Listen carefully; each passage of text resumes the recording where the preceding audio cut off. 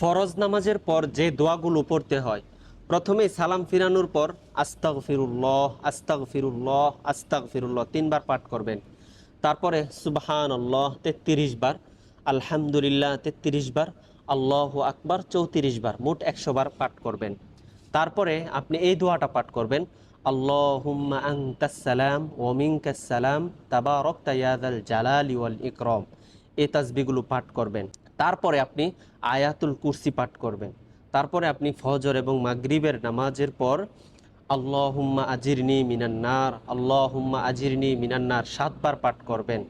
ফজরের নামাজের পর যদি সময় থাকে সূরা ইয়াসিন পাঠ করবেন, কেননা সূরা ইয়াসিন একবার পাঠ করলে পবিত্র কোরআন 10 বার খতম করার সওয়াব পাওয়া যায়। এই আমলগুলো করবেন। তাছাড়া আরও অনেকগুলো আমল আছে, আমি আপনাদেরকে ধাপে ধাপে বলবো। এই ভিডিওটি সর্বোচ্চ শেয়ার করে দিবেন, অন্তত যারা এই বিষয়গুলো জানতো না তারা যেন এই আমলটি করতে পারে, জানতে পারে। আজকাল সবাই বড়লোক হতে চায়, কিন্তু খুব কম মানুষ ভালো মানুষ হতে চায়। অথচ সমাজের সবচেয়ে বড় প্রয়োজন হলো ভালো মানুষের। একটা বাস্তব কথা কি জানেন? টাকা দিয়ে ঘড়ি কিনা যায়, সময় নয়। টাকা দিয়ে বই কিনা যায়, বিদ্যা নয়। টাকা দিয়ে রক্ত কেনা যায়, জীবন নয়।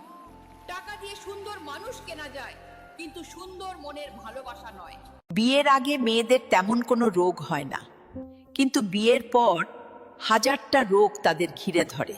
এর কারণ হলো বিয়ের আগে তারা খুশি থাকতো, কিন্তু বিয়ের পর শ্বশুরবাড়ির খোঁটা শুনতে শুনতে তারা মানসিক চাপে পড়ে যায়।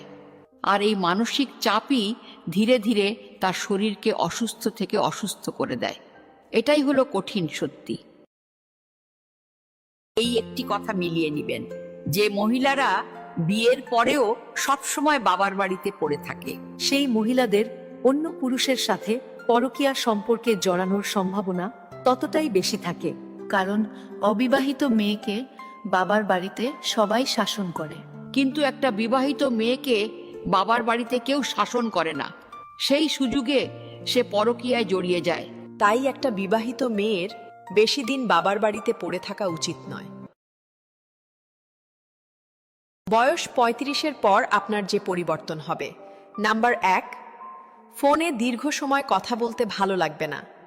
2, ছুটির দিনে বান্দরবন বা সুন্দরবনের চাইতে বিছানায় পড়ে মরার মতো ঘুমাতেই বেশি ভালো লাগবে। 3, কারো সাথে তর্ক করার ইচ্ছে থাকবে না। 4, নিজের আনন্দের চেয়ে সন্তানের আনন্দ অধিক গুরুত্ব পাবে। 5, রোমান্টিক সিনেমা দেখলে হাসি পাবে। 6, অযথা কারো পিছনে সময় ব্যয় করার অভ্যাস কমে যাবে। 8টা জিনিস সব সময় লুকিয়ে রাখবেন, আর সে 8টি জিনিস হচ্ছে: 1 নাম্বার, নিজের ধন সম্পদ ও স্বাস্থ্য। 2 নাম্বার, পারিবারিক ও ব্যক্তিগত ঝগড়া বিবাদ, তা গোপন রাখবেন। 3 নাম্বার, নিজের পাপ সবসময় গোপন রাখবেন, আল্লাহ মাফ করে দিতে পারেন। 4 নাম্বারে, নিজের ভবিষ্যৎ পরিকল্পনা গোপন রাখবেন। 5 নাম্বারে, নিজের দুর্বলতা গোপন রাখবেন। 6 নাম্বারে, নিজের গোপন ইবাদত গোপন রাখবেন। 7 নাম্বারে, সন্তানরা যদি কোনো ভুল করে এটাও গোপন রাখবেন। 8 নাম্বারে, দান সাদাকা, এটা যত গোপন রাখা যায় ততই ভালো।